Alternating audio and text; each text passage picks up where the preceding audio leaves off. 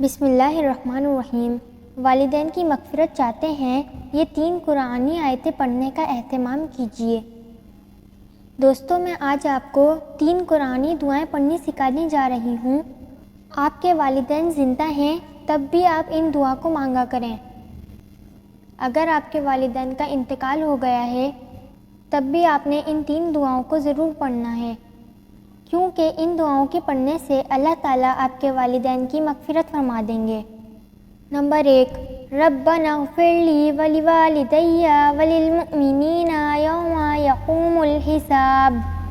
Number 2، رب ارحمہما کما ربیانی صغیرا۔